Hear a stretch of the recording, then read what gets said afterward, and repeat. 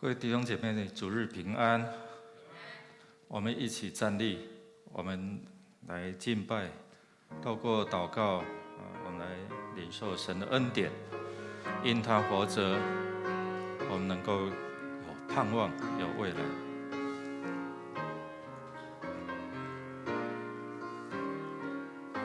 因他活着，因他活着，我能面对明天。因他活着，不再惧怕。我深知道他掌管明天，生命充满了希望，只因他活着，因他活着，因他活着，我能面对明天。因他活着，不再惧怕。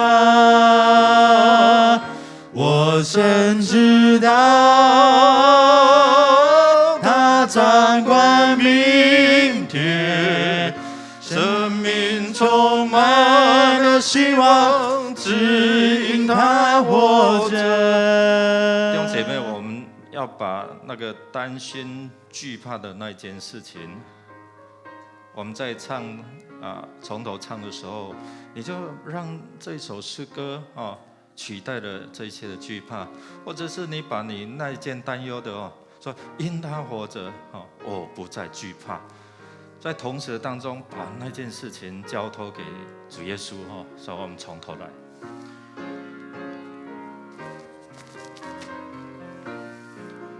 我们要宣告因他活着，因他活着，我能面对明天。因他活着，不再惧怕。我深知道他掌管明天，生命充满了希望，因他活着。我深知道他掌管明天，生命充满了希望，只因他活着。因他活着，我们才有盼望所以我们要向神来献上我们的感恩。我们恳求神来帮助我们，透过他的话语，帮我按一下。我们一起来用主的话，一起来宣告说：耶和华是应当称颂的，因为他听了我恳求的声音。耶和华是我的力量，是我的盾牌，我心里倚靠他，就得帮助。所以我心中欢乐，我必用诗歌颂赞他。我向你陈明我的罪，不隐瞒我的恶。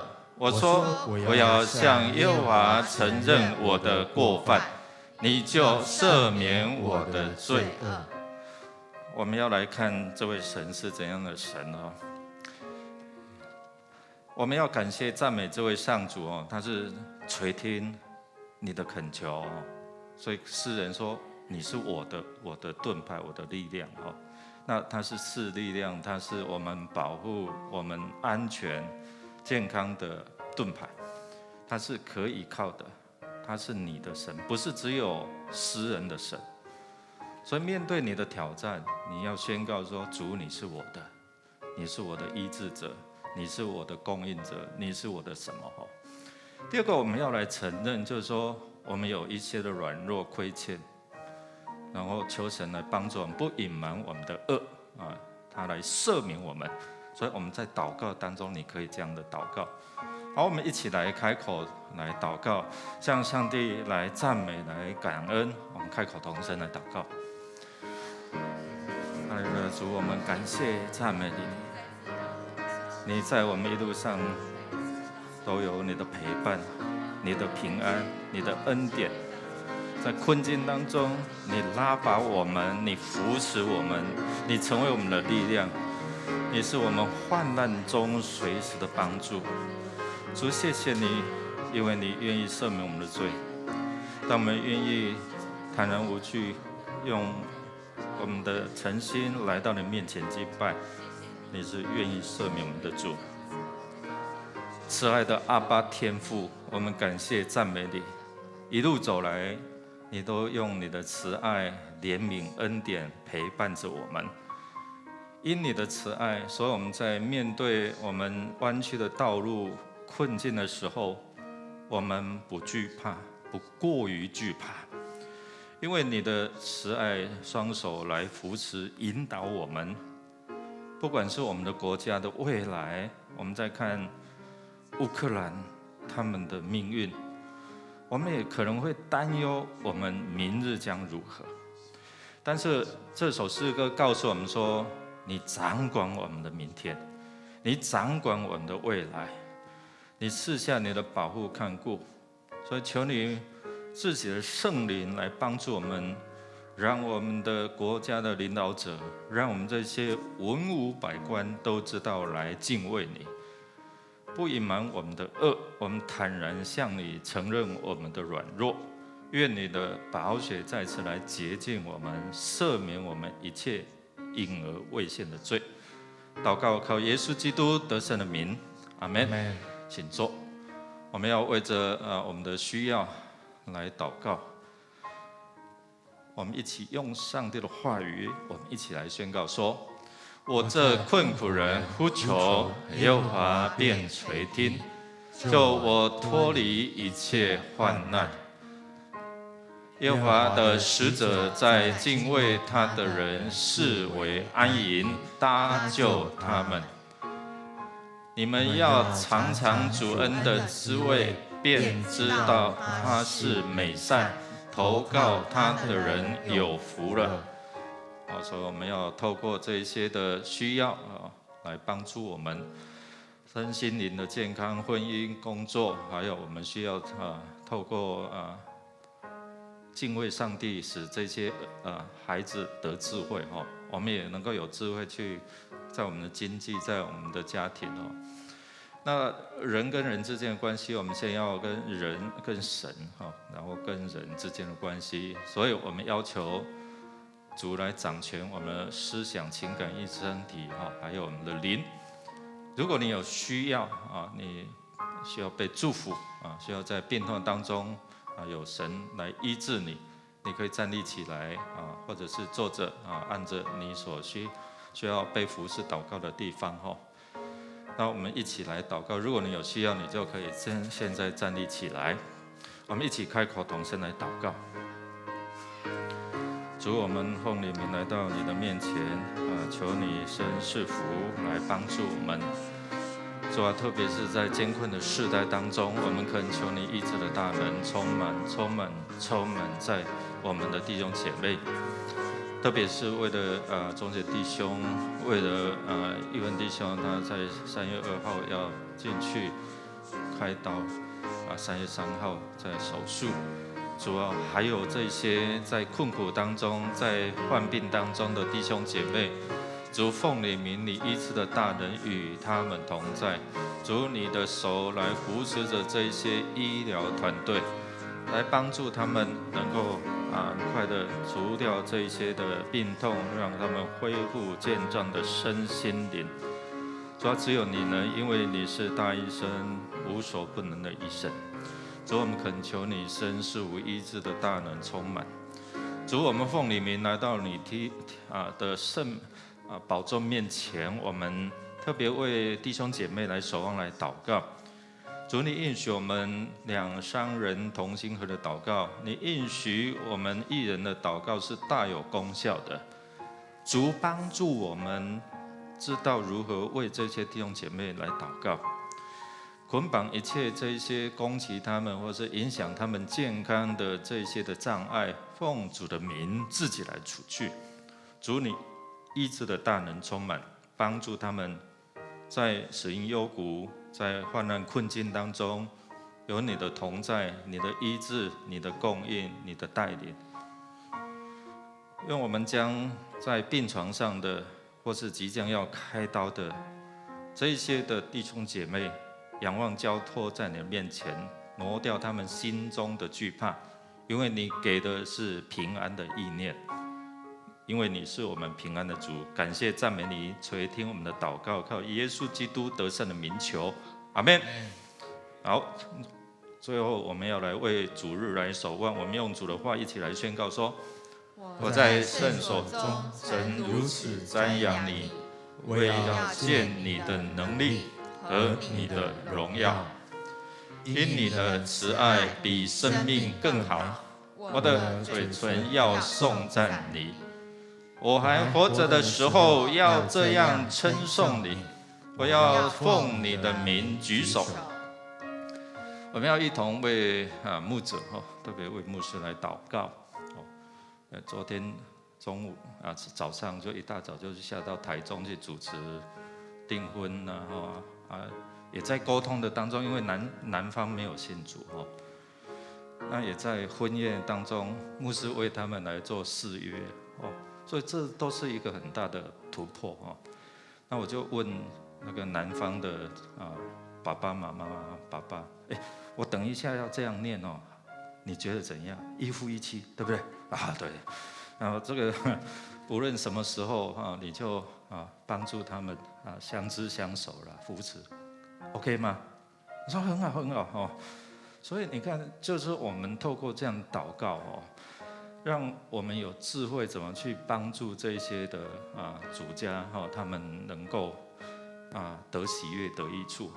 那为我们牧者团队来祷告，长子团队的祷告，同信会的祷告，建造他的教会。我们恳求神因为我们有软弱，我们有一些不能的地方，但是我们相信这位神是全能的。我们也为着个人跟神之间的联姻一进来不是只想到这里的困难，一进来你的焦点是在神，因为在我里面的神比外面的困境还怎样？还要大。所以不要把你的困境放大，要把神怎样放大，这样你的焦点才不会被这些困境吸引。我们为着主日，我们的医疗团队要出去做这些的咨询，我们有这些领袖小组、小会，下午有议价的这一些的会议，牧者团队要跟小会员座谈，谈到我们的未来。为着我们3月6号开始门训列车的启动，我们恳求神让每一个人都愿意委身，已经把时间调到礼拜天下午，所以我们呼召更多的人一起来参与，一起来学习，一起来装备。我们为了灵命更新的事工，我们在3月12号、13号有门徒营，我们请黄连信牧师来跟我们分享。我们希望更多的弟兄姐妹参与每一场的祷告会，不当丢在线上而已来到实体。我们未来会慢慢计划，在现场也有2、3人RPG 这样的祷告。我先这样的一个预告那我们再规划，那时候到了，我们就会一起来祷告。神会透过祷告来复兴他的教会，祷告来复兴你的家庭，祷告来复兴你自己的生命。我们一起站立，我们来到神的面前，我们一起献上我们的感谢，我们开口同声来祷告。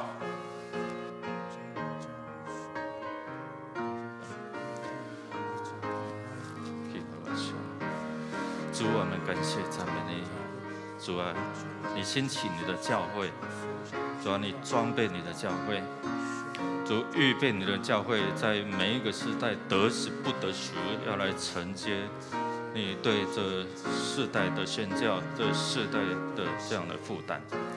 主，我们奉你名恳求你医治的大能，医治我们的心那个害怕的心。主，让面对这些世代的挑战，我们知道如何来因应。谢谢主，感谢赞美主，每早晨都是新的，每早晨你要赐下新的恩典。今天主日，我们感谢赞美你，分别我们为圣，能够在这时间分别为圣，不管是在实体或是线上。主，我们恳求你，因为你的恩典够用，让我们能够来到现场实体的这样的敬拜，也逐渐的开放一些的措施。我们线上祷告，线上感谢，也让我们在主日当中遇见你，在敬拜当中看见你的荣耀的降临，在祷告祈求当中领受你恩典的降下，平安的意念充满在我们心里面。谢谢主，我们要同心合意用主你教导我们的祷告文一起来祷告说：我们在天上的父，愿人都尊你的名为圣。愿你的国降临，愿你的旨意行在地上，如同行在天上。我们日用的饮食，今日赐给我们，免我们的债，如同我们免了人的债，不叫我们遇见试探，救我们脱离凶恶。因为国度、权柄、荣耀，全是你的，直到永远。阿们。他必保护圣民的脚步，使恶人在黑暗中寂然不动。人都不能靠力量得胜，又使这众人知道耶和华使人得胜，不是用刀枪，因为征战的胜败全在乎耶和华。他必将你们交在我们的手里。我们一起来敬拜我们的神，一起来拍手。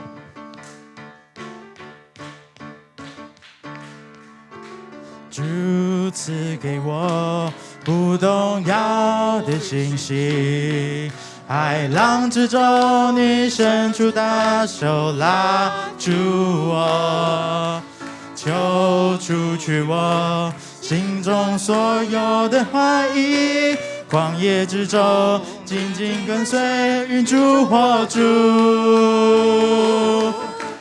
海浪之中，我必不怯懦；旷野之中，我必不迷路。不退缩，也不害怕；不动摇，也不放弃。因我深信你应许永不改变。困难之中，我仍然赞美；疑惑之中，我仍然祷告。行在水面的信心，刚强壮胆的前进。我的神必在前面为我征战。我们再从头将一切交托给神，求主赐给我们不动摇的信心。哈利路亚！主赐给我不动摇的信心，海浪之中你伸出大手拉住我，求除去我心中所有的怀疑。旷野之中，紧紧跟随云柱火柱。海浪之中，我必不怯懦；旷野之中，我必不迷路。不退缩，也不害怕；不动摇，也不放弃。因我深信你应许永不改变。困难之中，我仍然赞美；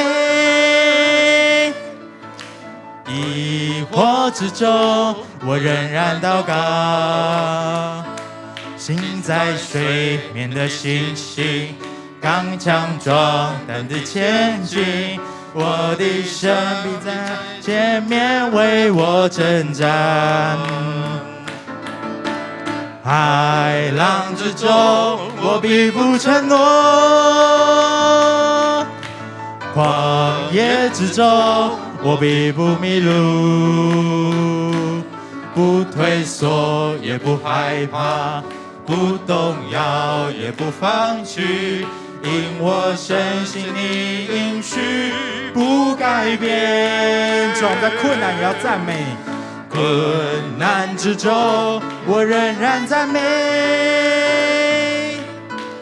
疑惑之中我仍然祷告，行在水面的星星，刚强壮胆的前进，我的生命在前面为我征战。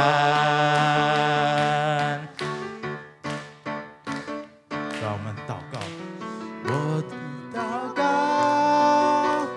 无论求什么，只要相信就必得着。我的祷告，无论求什么，只要相信，只要相信，只要相信，就必得着。海浪之中，我必不沉沦。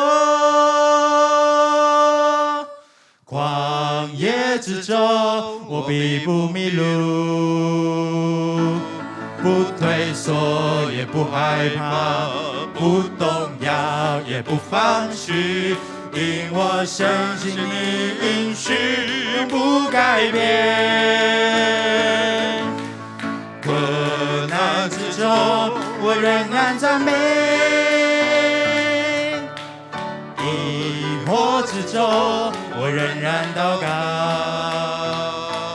行在水面的星星，刚强壮胆的前进，我的神必在前面为我征战。行在水面的星星，刚强壮胆的前进，我的神必在前面为我征战。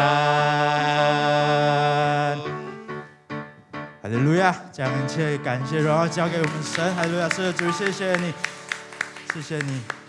弟兄姊妹，请坐。主啊，赐给我们不动摇的信心。主啊，你让我们在海浪之中必不沉落。主啊，你使我们征战得胜，使我们不凭眼见，能够得着主你给我们的眼光。求主给我你的眼光，不凭记忆，前方道路你为我照亮。你是为我征战的神的圣诗歌，谁都不能拦阻我一生紧紧紧紧跟随你。你就是我的神的歌，你是又真又活的神，面对惧怕大声赞美。哦，哈利路亚，唱着一首的神的歌，给我力量超越现况，放眼前方应许之地，哈利路亚不再畏惧。将一切困难交托给神，将一切的疑惑交托给神，求神为我们征战得胜。我们一起从头来唱。不凭眼见，求主给我你的眼光，不凭记忆，前方道路你为我照亮。你是为我征战的神的圣诗歌，谁都不能拦阻我一生紧紧紧紧跟随你。主啊，你是我的神的歌，你是又真又活的神，面对惧怕大声赞美。哦，哈利路亚，唱着一首的神的歌，给我力量超越现况，放眼前方应许之地，哈利路亚不再畏惧。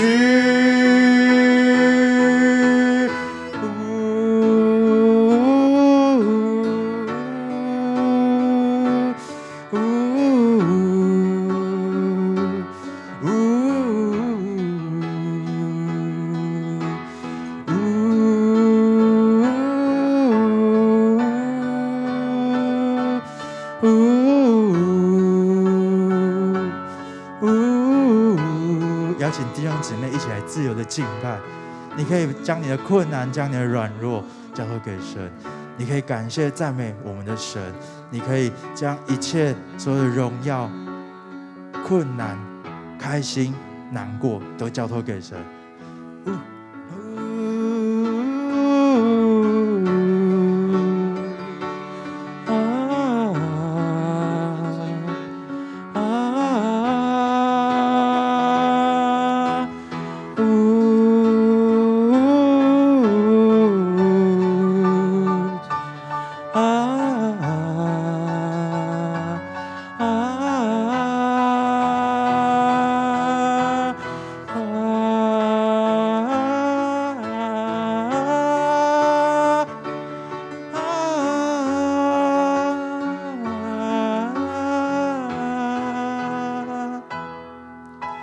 虽有困难，我心仍有大喜乐。看尽苦楚，唱着这首的圣歌。你就是我一切盼望的结局。得胜，得胜，得胜，得胜。再一次。虽有困难，我心仍有大喜乐。虽有困难，我心仍有大喜乐。看尽苦楚，唱着这首的圣歌。你就是我一切盼望的结局。得胜，得胜，得胜，得胜。再一次坚定的来呼全球。虽有困难，我心仍有大喜乐。看尽苦楚，唱着这首的圣歌。你就是我一切盼望的结局。得胜，得胜，得胜，得胜。虽有困难，我心仍有大喜乐。看尽苦楚，唱着这首的圣歌。你就是我一切盼望的结局。得胜，得胜，得胜，得胜。你就是我的神的歌，你是有真有活的神。面对惧怕，大声赞美。哦，哈利路亚，唱着一首的神的歌，给我力量超越现况，放眼前方应许之地。哈利路亚，不再畏惧，你就是我的神的歌，你是有真有活的神。面对惧怕，大声赞美。哦，哈利路亚，唱着一首的神的歌，给我力量超越现况，放眼前方应许之地。哈利路亚，不再畏惧，你就是我的神的歌，你是有真有活的神。面对惧怕，大声赞美。哦，哈利路亚，唱着一首的神的歌，给我力量超越现况，放眼前方应许之地。哈利路亚，不再畏惧，不再畏惧。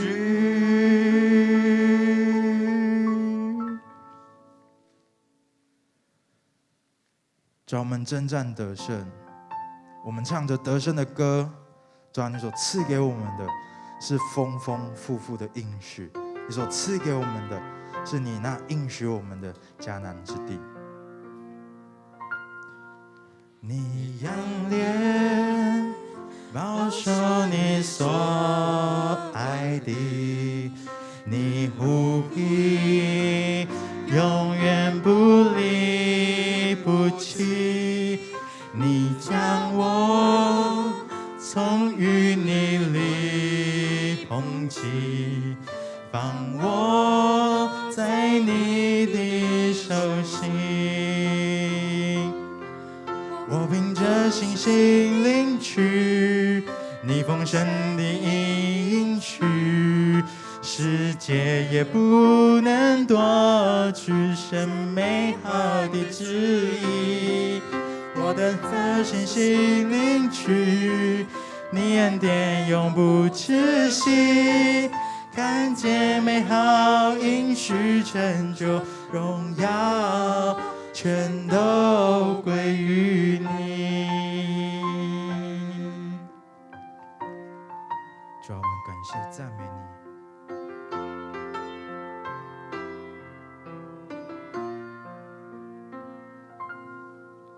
你仰脸保守你所爱的，你不必永远不离不弃，你将我从淤泥里捧起，放我在你的手心。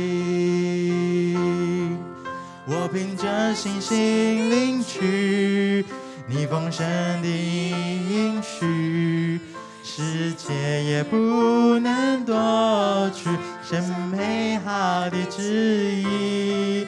我凭着信心领取你恩典永不止息，看见美好应许成就，荣耀全都归于你。就凭着信心领取，我凭着信心领取你丰盛的应许，世界也不能夺取神美好的旨意。我凭着信心领取你恩典永不止息，看见美好应许成就，荣耀全都归于你。主啊，我等候，因为我相信你。我等候主，我相信你爱我永不放弃，世界也不能夺取神美好的旨意。我等候主，我相信你旨意高过我的，看见美好应许成就，我全心全意敬拜你。主啊，我等候，因为我相信你。我等候主，我相信你爱我永不放弃，世界也不能夺取神美好的旨意。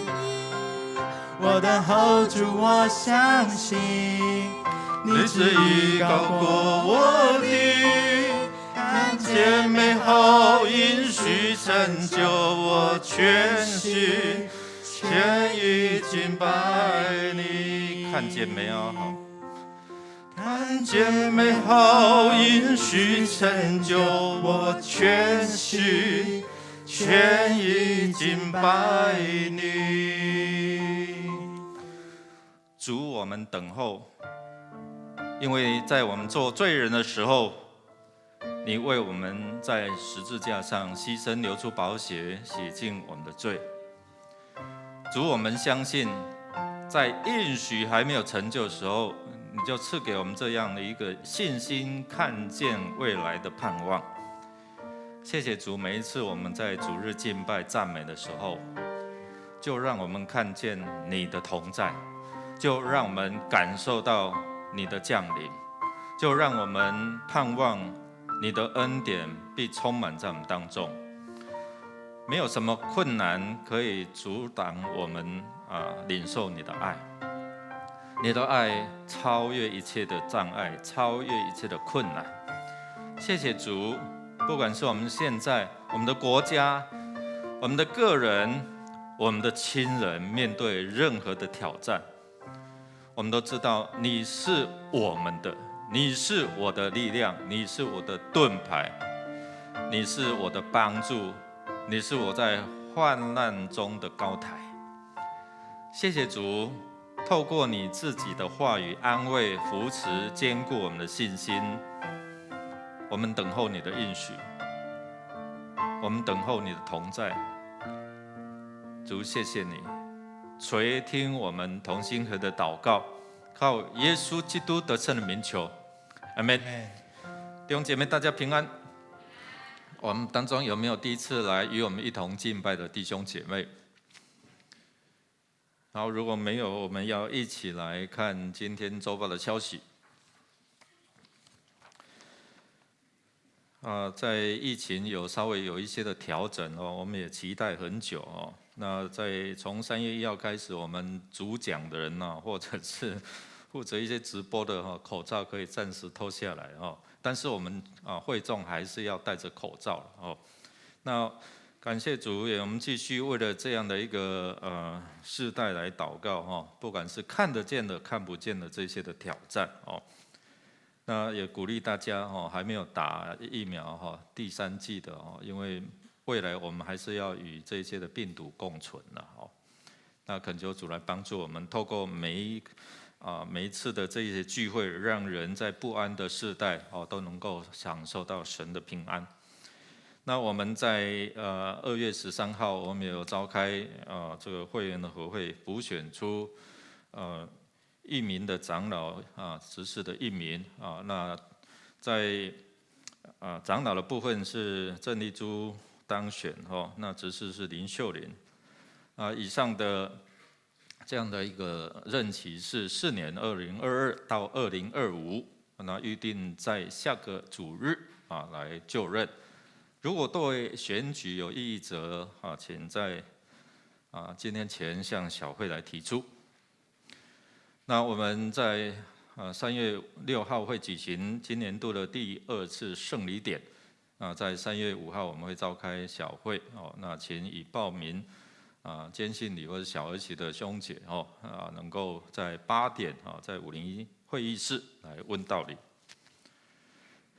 那我们在第3场华语礼拜是从上个主日开始那11点到12点在7楼这个聚会有不一样的形式当中会有一些的见证我们可以欢迎就是你起得来就不要去起不来的就是邀请这些新的朋友。我们用意就是说在区隔让每个时段第1场的好处就是你做完礼拜，你可以去做你一些的安排那其他的事就有的就爬不起来嘛，就这些年轻人那我们会透过这第3场来邀请更多这些的还没有进到教会的弟兄姐妹。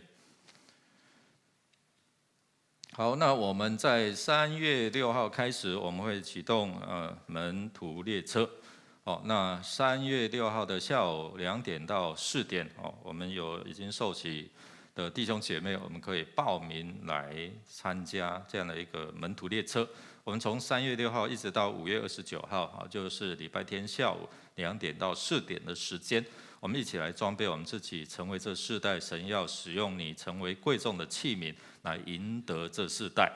所以我们有其中3月12号到13号是有门徒营邀请嘉密山长老教会的前主任牧师黄连信牧师来跟我们分享那在那个下午2点到4点还是有门徒列车所以只有那一次我们门徒列车的课程移到周6那请我们踊跃来报名装备你自己。未来我们会应该会把它列入在我们长职的这样的一个领袖拣选的条件之一好，那我们在今天9点50到11点有我们的医疗团队来到的设立图书馆来做医疗咨询这个已经非常不容易了在这样的一个疫情时代，感谢主，我们还可以透过这样来福音初级。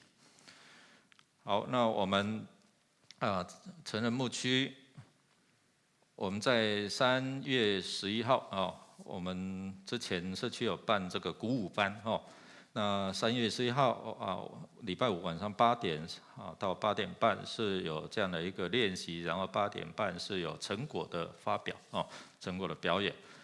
那我们希望透过这样有一些社区的朋友进到我们教会，透过这一些的鼓舞班，那我们希望各个小组然后或者是我们牧区的这一些的领袖可以来，然后跟他们建立关系然后带领他们更认识我们的主。我们在社区好消息了，3月1号了这些年长者在家里已经待得不耐烦了那3月1号开始，我们德福社区据点就开始服务，但是必须要打2剂的疫苗，这是政府规定的携带健保卡，我们现在都要插卡来连线所以我们请我们的长者注意3月1号开始了好，另外我们松联大学，我们3月7号也开始第1学期年满50岁以上的兄姐那加入松联大学的行列，不是说你50岁就很老了不是而是我们放宽这样的一个资格因为有一些人提早就退休了啦所以你有好的规划。那好消息就夫妻同行有特别这样的一个优惠1对奖励200块。那其他的我们就自己来看邱米智姐妹就邱怡蓉姐妹她有把籍转来我们这边那姐妹都有来做礼拜她的先生于学仁在2月21号蒙主恩召安息主怀，享年91岁定于3月8号早上8点在桃园殡仪馆举行入殓告别，9点火化，然后3月10号会在芦竹生命园区举行树葬礼拜，愿主来安慰这一些的遗嘱。好，其他我们自己来看，我们一起来读今天的金句，来读2遍，一起来。所以你们要大大壮胆，谨守遵行写在摩西律法书上的一切话，不可偏离左右。约书亚记出3、6节再一次。所以你们要大大壮胆，谨守遵行写在摩西律法书上的一切话，不可偏离左右。约书亚记23章第6节，我们预备心来奉献，奉献是基督徒感恩的表现，是出于甘心乐意。如果你明白奉献意义，用你的金钱、心思、意念才能献上。如果你不明白，用你的祷告来表达你的感恩。我们用这首诗歌来献上我们的感恩。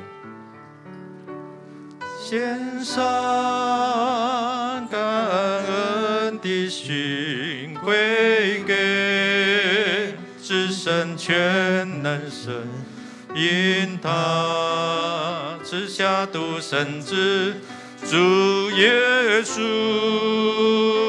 基督，献上感恩的心归给至圣全能神，因他赐下独生子主耶稣基督，一起站立。如今软弱正义的刚强，贫穷正义臣服主，都因为主已成就了大事。如今软弱正义的刚强，贫穷正义臣服主，都因为主已成就了大事。感恩，感恩，感恩。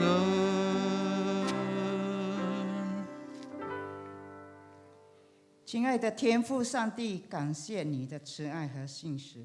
你说凡事敬畏你的儿女，大有其靠，而且有避难所，什么好处都不缺。你以财物和一切出熟的土产尊荣耶和华，这样你们的仓库必充满有余，你的酒池有新酒盈盈。主啊，求你保守我们的心，不偏离左右，完全顺服你的生命来服侍你，来扩张你的国度，将福音的种子撒出去。现在我们奉献金钱、时间、能力，求主悦纳，奉耶稣基督的圣名求，阿们。坐下，彼此来祝说：神与你同在，不要惧怕。神与你同在，不要惧怕，请坐。神与你同在，不要惧怕，因为透过他自己的话语来帮助我们明白他如何在我们的生命当中，在我们人生的路程来为我们征战。所以我们要从约书亚记23章，我们要从第1节看到第16节。好，我们预备好，我们线上我们实体的弟兄姐妹，我们一起来读上帝的话语，宣告出来成为你的哦。来，第23章第1节，一起来。耶和华使以色列人安静，不与自为的一切仇敌征战，已经多日。约书亚年纪老迈，就把以色列众人的长老、族长、审判官并官长都招了来，对他们说：我年纪已经老迈，耶和华你们的神因你们的缘故，向那些国所行的一切事，你们亲眼看见了，因为那为你们征战的是耶和华你们的神。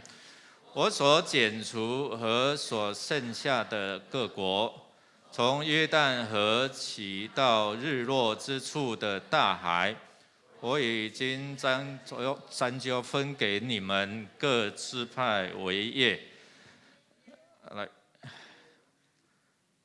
耶和华你们的神必将他们从你们面前赶出去，使他们离开你们，你们就必得他们的地为业，正如耶和华你们的神所应许的。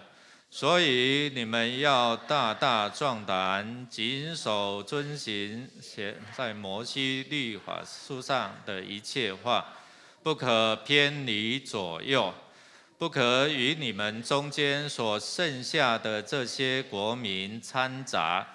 他们的神，你们不可提他的名，不可指着他起誓，也不可侍奉叩拜，只要照着你们到今日所行的，专靠耶和华你们的神。因为耶和华已经把又大又强的国民从你们面前赶出，直到今日，没有一人在你们面前站立得住。你们一人必追赶千人，因耶和华你们的神照他的应许的为你们征战。你们要分外谨慎耶和华你们的神。你们若稍微转去，与你们中间所剩下的这些国民联络，彼此结亲，互相往来，你们要确实知道，耶和华你们的神必不再将他们从你们眼前赶出，他们却要成为你们的网罗、基线、肋上的鞭、眼中的刺，直到你们在耶和华你们神所赐的这美地上灭亡。我现在要走世人必走的路，你们是一心一意的知道，耶和华你们神所应许赐福于你们的话，没有一句落空，都应验在你们身上了。耶和华你们神所应许的一切福气怎样临到你们身上，耶和华也必照样使各样祸患临到你们身上。直到把你们从耶和华你们神所赐的这美地上除灭。若违背耶和华你们神所吩咐你们所守的约，去侍奉别神，叩拜他，耶和华的怒气必向你们发作，使你们在他所赐的美地上速速灭亡。愿主的话来提醒我们，我们如何在面对你自己个人、家庭，还有我们社会国家的挑战当中你如何去因应呢？弟兄姐妹，特别是我们看到乌克兰在被俄罗斯攻打我们本来好像以为这个跟我们没有什么事，但是不断的有一些的舆论，我们看到川普我们听到川普所说的下一个好像在恐吓我们呢是不是？如果他继续在位的话台湾就比较没事了，因为可能有人觉得拜登他比较不喜欢军事行动嘛好，所以我们看到最近跟我们可能有相关联的有人说今日的乌克兰是明日的台湾。我不晓得我们弟兄姐妹怎么想呢？那多多少少也会有这样心理的一些的障碍。那我们看到对乌克兰来开战的俄罗斯这个狂人我们看到在这样的一个面对挑战的过程当中，已经好多人死伤。甚至如果你看到这一些的网络的新闻你会看到说这一些的士兵要上战场，他们要跟他们的女朋友、跟他们的太太好像有这样的一个道别我不晓得我们有没有看到那一些的画面真是有一些的很大的哀伤那面对未来，他们不知道他们的未来怎样那弟兄姐妹，我们看到这个关键人物就是俄罗斯所谓我们有一些人把他称为狂人的普丁。那在经济学人的这样的一个报道里面他认为他好像看似赢了面子了但是长期看来他是输了什么理智了我说什么叫理智你赢民主输来力所以弟兄姐妹，我们看到因为一个人的心思意念如果不合神的心意，我们看到一发动战争就造成了这些的死伤。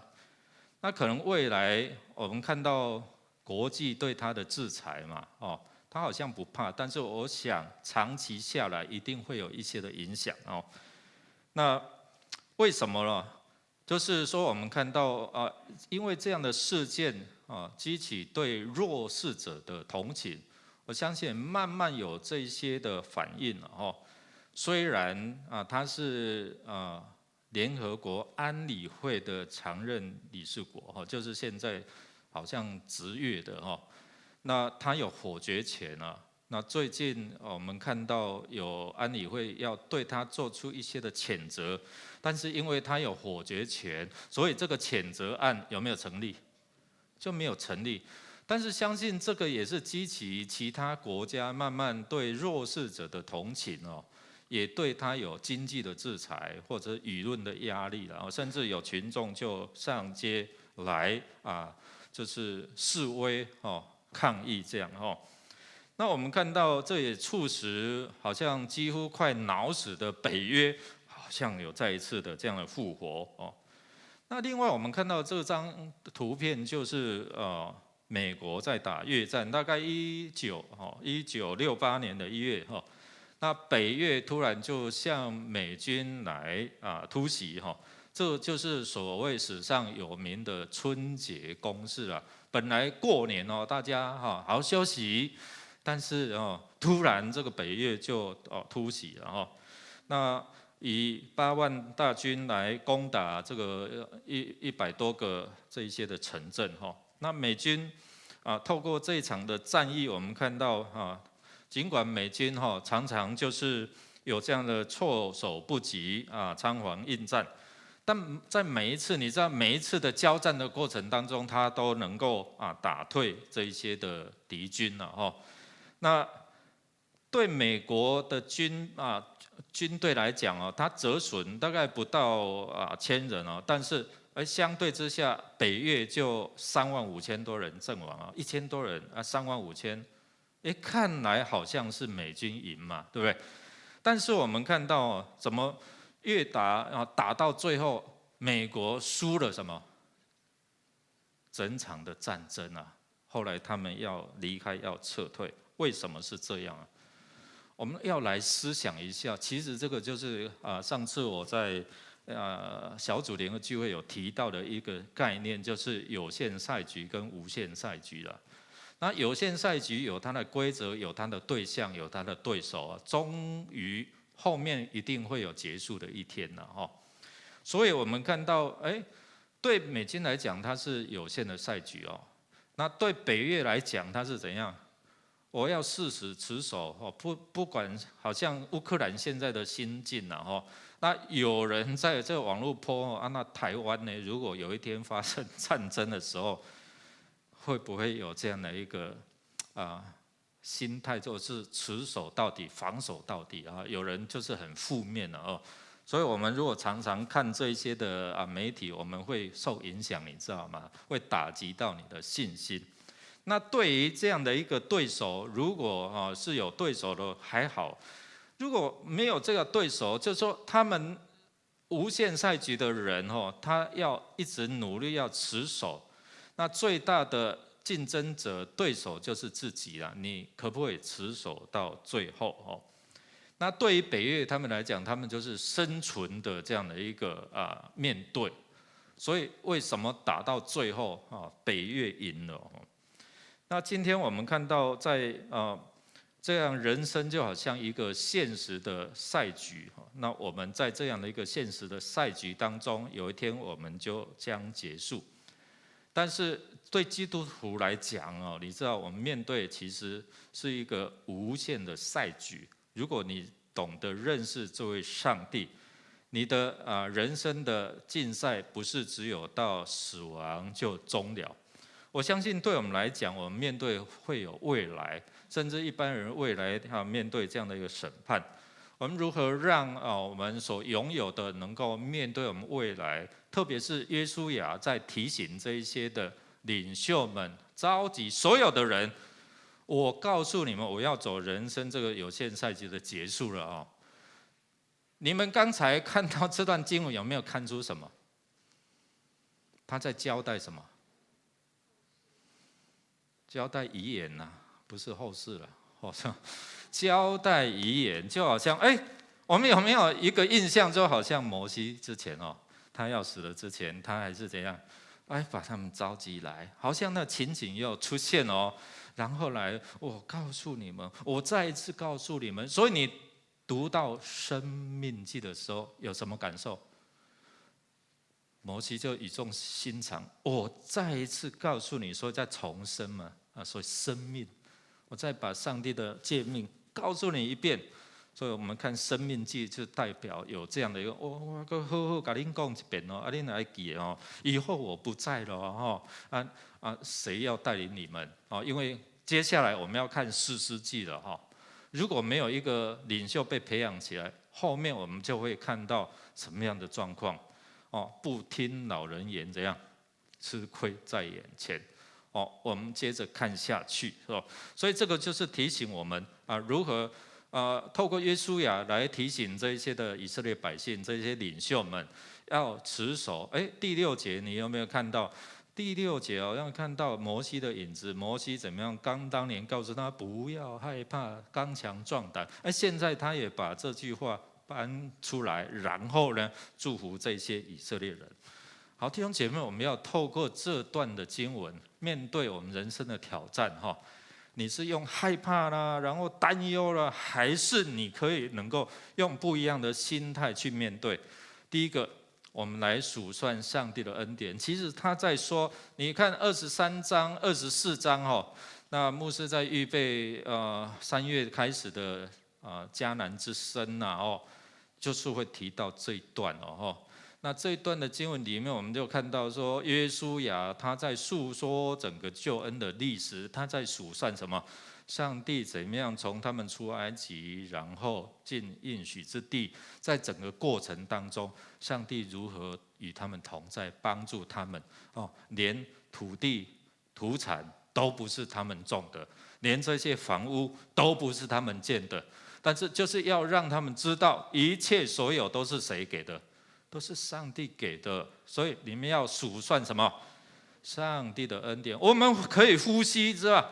虽然戴着口罩比较难过，但是我们还可以呼吸，这是谁的恩典？上帝的恩典一旦最终的那一刻，上帝把最后那一口气，我回收了我们就上个礼拜我就是虽然休假半途就折回来，然后去为这个老弟兄来为他祝福。我一看，哎呀，很安详啊！我跟家属说，虽然难过，但是91岁高龄，而且我看他很平安在他活着的时候有2次去病床，然后跟他有对话他一直在跟我提起我以前当兵的时候怎样说是。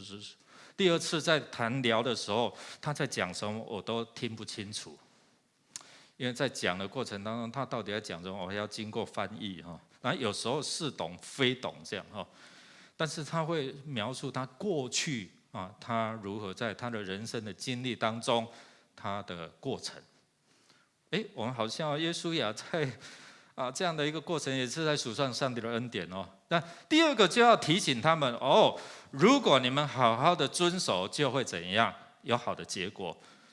后面那一些的经文告诉我们什么？到15、16那一些的经文，如果你们没有守住，你们去做什么事，然后后面就会怎样？带来恶果，他们会从这块应许之地被怎样？除灭。好，这个是我们今天要透过这样来面对我们生命当中的破口。有什么在挑战我们？是影响我们？为什么没有办法得着上帝应许？上帝，你不是说要给我们吗？好，文化风俗很重要你知道我们一直在受到这个世代的影响弟兄姐妹，你有没有发觉，如果你从那样一个民间宗教信仰的背景出来，你多多少少，即使你信主之后你会不会在你的生活习惯上面还是会受到一些的影响？有没有？会。好，那这样的一个文化风俗约书亚就在提醒他们你们刚从一个拜偶像的国家，充满偶像林立的国家埃及出来那即将进入到另外一个也是充满偶像败坏的这样的一个地方。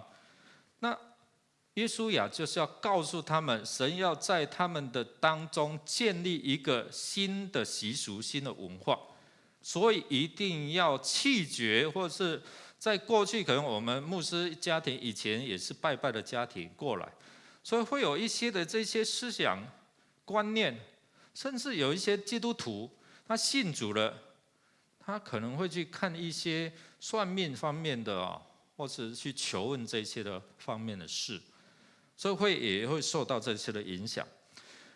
约书亚就提醒他们，你们进去了一定会跟他们有接触了，如果没有除灭，一定会有接触的过程当中会受到他们的文化风俗的影响。果不其然，我们看最后在4世纪到后面，他们会可能因为经济的因素，知道吗？你在上班，你在寄人篱下，这个工程要进行，要祭拜要做安坐，或是等等，你做人家的这一些的职员，就很大的挑战对不对？你要不要参与？你可不可以表明？今天如果你是老板很器重的，然后在很重要的场合要开工要什么，一般人会有这样祭拜嘛？对，你要不要拿香？你要不要参与？这个对基督徒来讲是一个很重大的一个挑战。有人可以分别，但有人为了饭碗，为了钱，不要跟钱过不去，所以他只好怎样妥协。这个是未来4世纪我们会看到妥协。好，在这里我们看到迦南的文化风俗其实它隐藏了很多这些的败坏，从文化、他们道德、淫乱、败坏，这个相关的连结是跟宗教有一些的连结。如果你从圣经有一些的经文，你就可以看到。所以在这边我们来看到，在利未记18章30节，一起来念来：你们要服从我所颁布的命令，不可随从原先著名的恶习，做可厌恶的事来侮辱自己。我是上主你们的上帝。从这一段的经文，我们看到对当地的恶习，其实就是有一些的淫乱败坏，甚至就是乱伦等等这一些所以透过利未记，上帝的话语来告诉他们，就是要提醒他们不要掺杂连结这一些的宗教文化。那首先的会看到他们的这些的宗教那宗教信仰也成为他们未来的破口。我们看到后面的一些的王，所罗门王、大卫王，特别他们也有这样的一个参与在宗教连结的时候，我们就看到他的王位不保，国家不保。所以迦南人他在祭祀的过程当中，他会去庙里找庙基所以有这样的一个性的连结苟合，甚至跟兽有这样的一个性关系的连结那也透过焚烧活人来献祭，就是为了要得着他农业上的这样丰收。所以敬拜巴力的时候圣经有告诉我们说，你们不要使什么儿女经火啦，我们一起来念来：你们中间不可有人使儿女经火，也不可有占卜的、观照的、用法术的、行邪术的、用迷术的、交鬼的、行巫术的、过阴的。凡行这些事的，都为耶和华所憎恶。因为那些国民行这可憎恶的事，所以耶和华你的神将他们从你们面前赶出。这里我们看到透过这样宗教的连结，会使他们有产生一个破口。那这在考古学家里面，他们在发现有一些神庙的周遭会有一些的大小不一的人类骸骨那证明就是有这些事情发生过。那圣经也告诉我们，刚才那段经文说，摩押王米沙为突破3王的联军，那将长子怎样活活的烧死，献给他们的神明基抹。弟兄姐妹，我们看到这个是后来我们看，不管是交鬼或是什么像扫罗王有没有？他要透过这样的一个看蒙等等这些要跟灵界有这样的一个连结那耶稣也就提醒他们，如果他们不遵守上帝的命令去敬拜偶像，这个就是犯了上帝的大忌。上帝一路陪伴，一路帮助他们你不能去黑白拜所以乱去接触的话，让那个灵界的进入到我们灵里面。我们在做一些祷告服事，就是过去常常会有发现，他们接触好多这些，不管是占卜的啦、算命的啦，或者是他们拜哪一些偶像。当我们一一在奉主的名在做这些祷告的时候，就开始清楚他们内在。过去可能透过这些的连结，使这些黑暗的权势就进入到他们生命当中。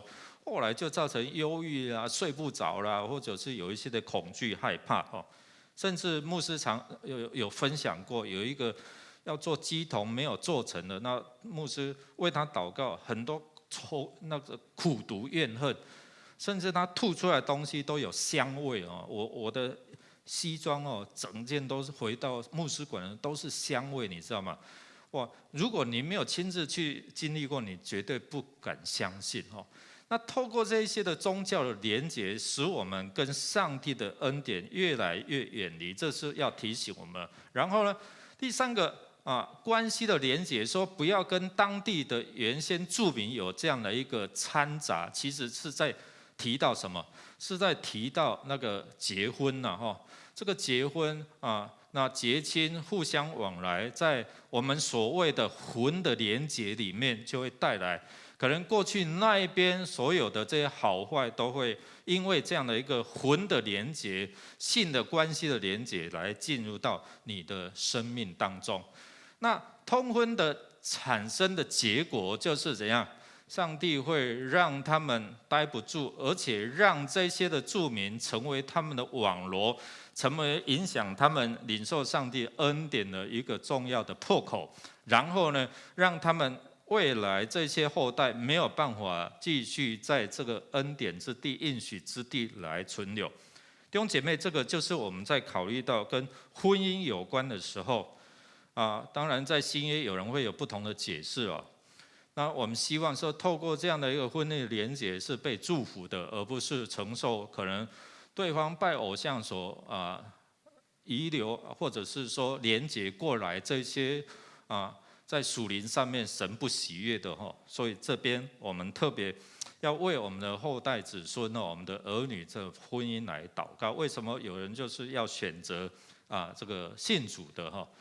但是有人说，除非你有把握把另外一半把他带到神的面前分别为圣那这个真是很困难。所以这个也是面对这个世代，我们讲也不是，不讲也不是哦。我们现在做父母的有没有主权？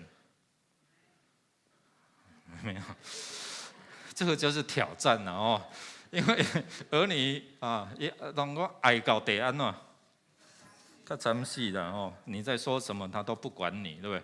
所以主权现在好像在他们的手上哦。我们可以做的就是怎样，好好的为他们祷告，为他们守望，让他们选择的是上帝所喜悦的。弟兄姐妹，这个真的非常的重要。所以选择是上帝与我们同在。你有没有一路看来，上帝同在，上帝为我们征战？如果你谨守遵行，上帝就同在，然后为你负责，然后上帝赐给你谋略、策略、智慧。从第一站开始，我们来数算上帝的恩典。约书亚就告诉我们手无寸铁，对不对？没有这样的技术啊。这些的造铁武器，我们之前已经看过了。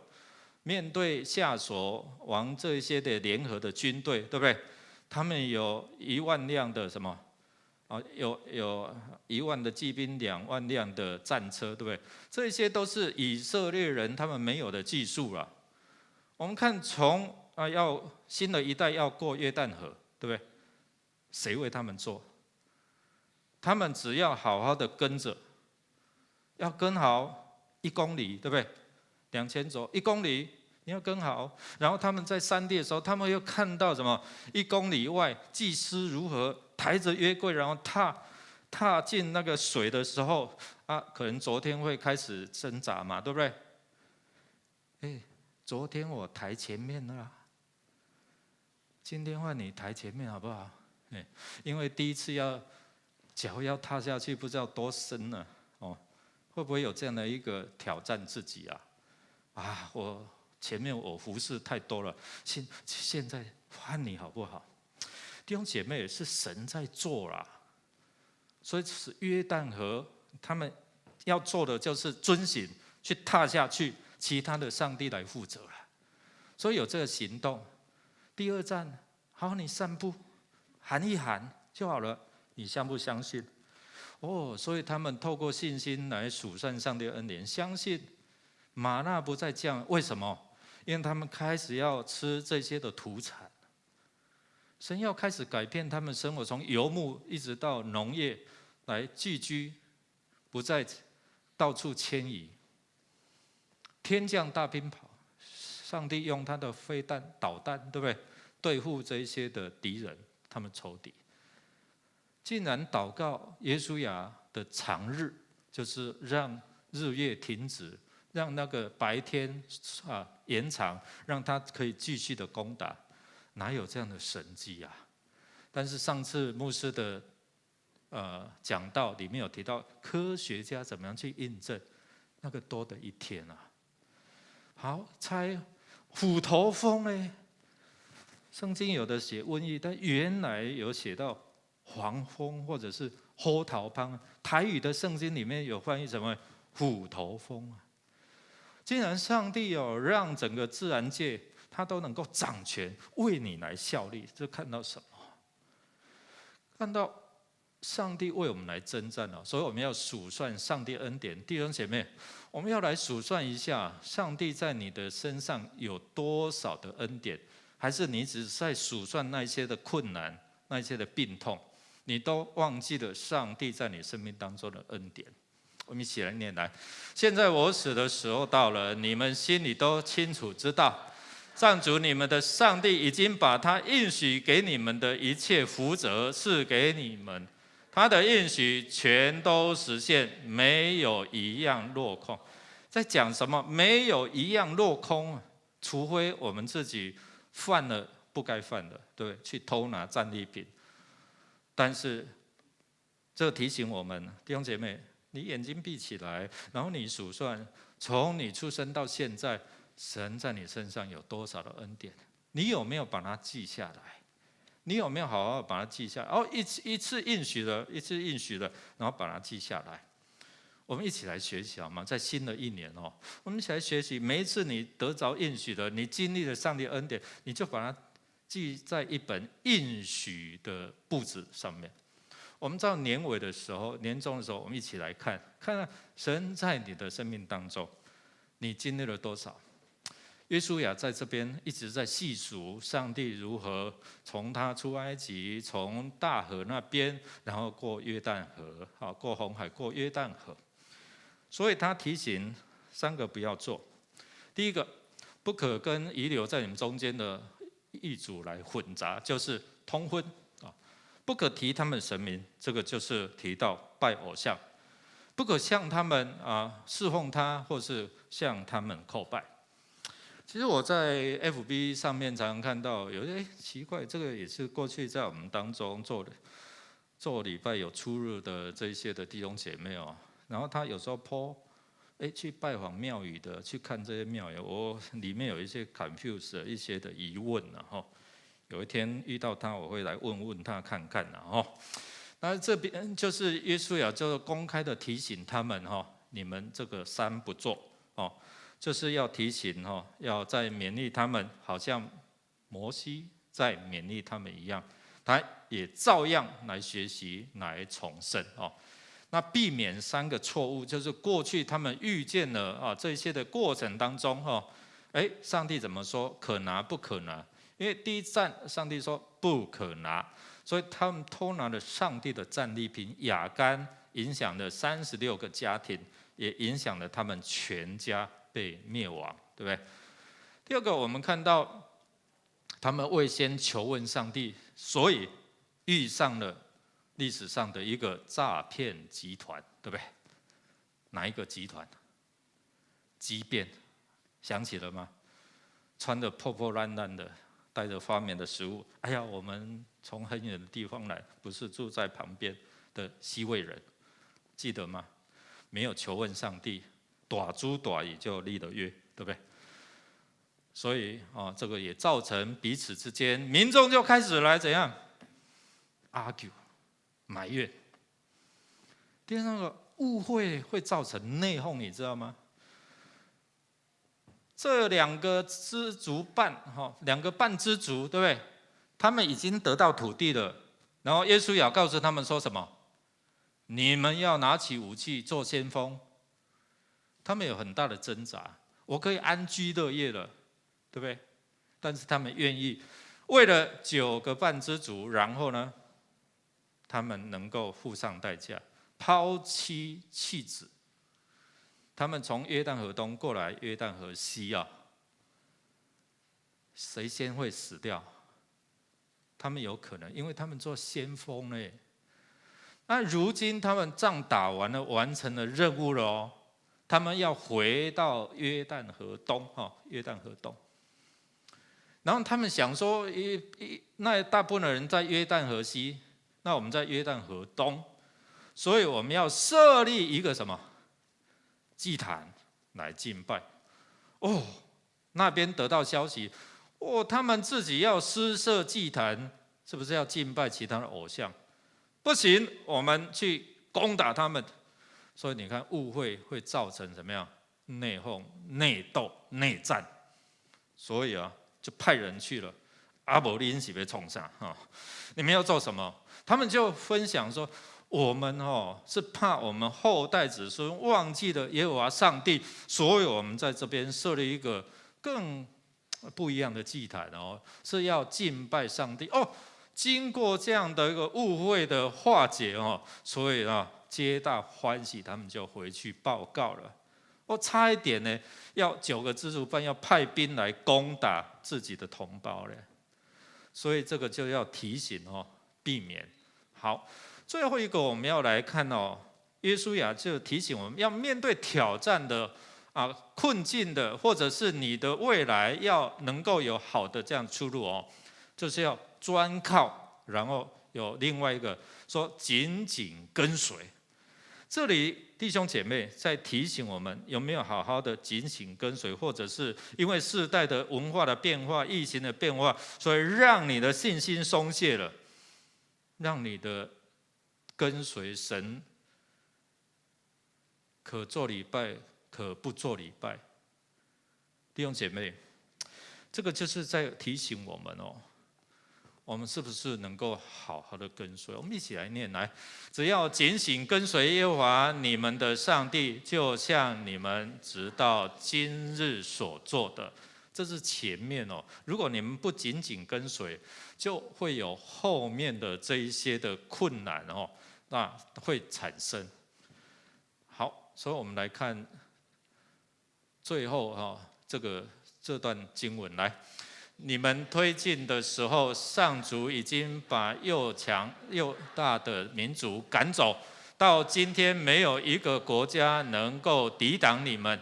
你们当中的任何一人都能够击退1000人，因为上主你们的上帝照着自己的应许为你们。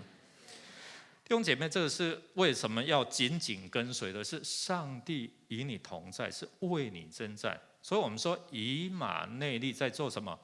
上帝与我们怎样同在？所以最大的优势，面对你的困境，就是上帝与我们同在。所以我们要来看就是说帮我按我们最大的挑战就是按不过去好，那第一个就是你有没有相信约书亚所说的？你有没有相信圣经这些的历史、这些的记载？你有没有相信约书亚他经历的？他相信这位上帝是应许可靠、信实可靠，没有一句话是落空的嘛？我们相信在你的生命当中，神也会应许你，没有一句话是落空，除非你偏离他的话语，除非你不谨守他的道。我们一起站立，我们来透过这首诗歌，再一次来提醒我们不动摇的信心，来帮助我们面对这世代的挑战跟困境。来，手这个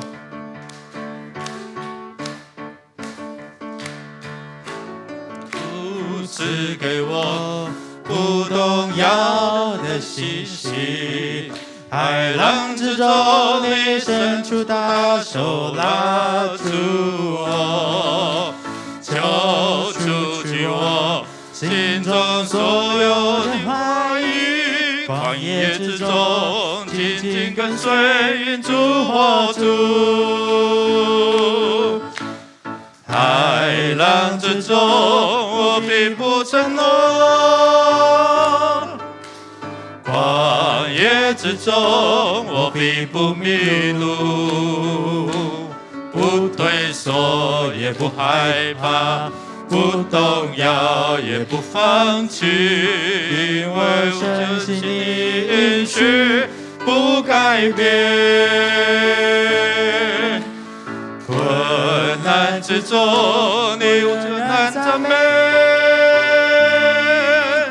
疑惑之中，我仍然祷告。心在水面的信心，刚强壮胆的前进。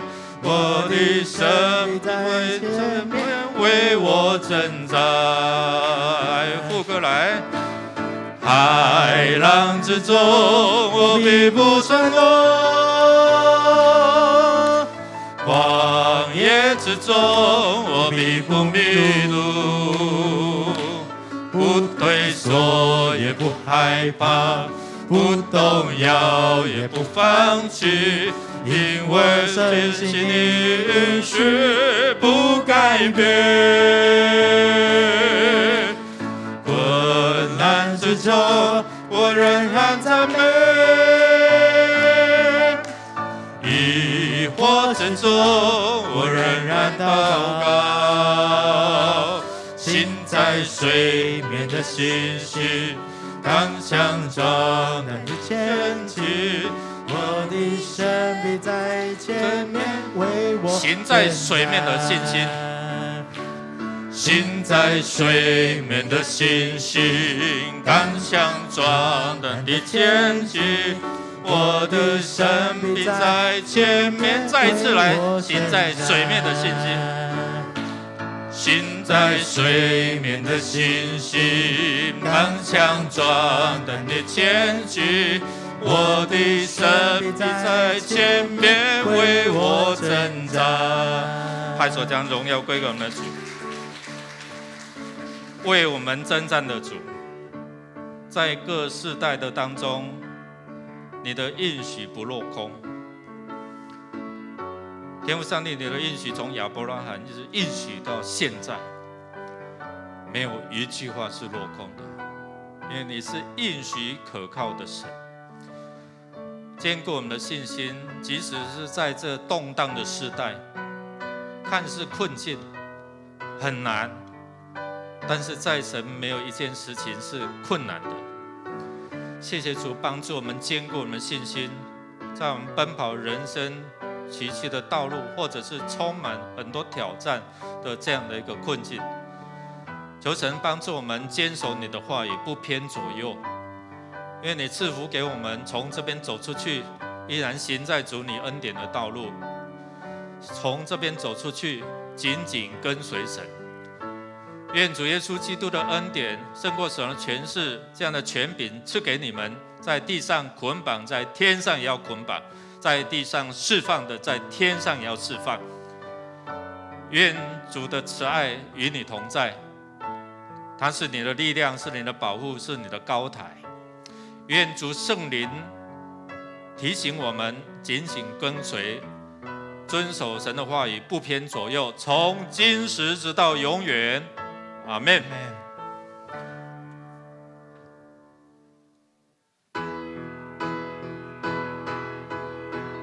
困难我心仍有大喜乐，看尽苦楚，唱着这首的圣歌。你就是我一切盼望的结局。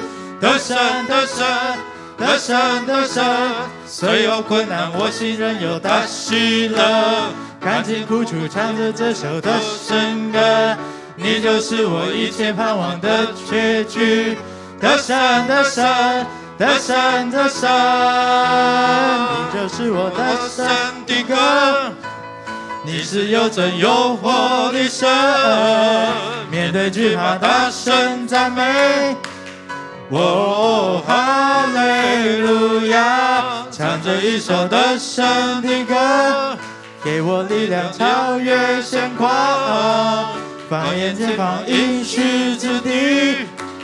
哈利路亚，不再畏惧，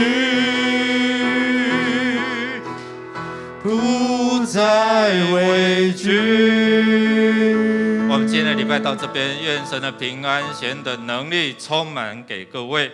我们彼此来祝福，请坐。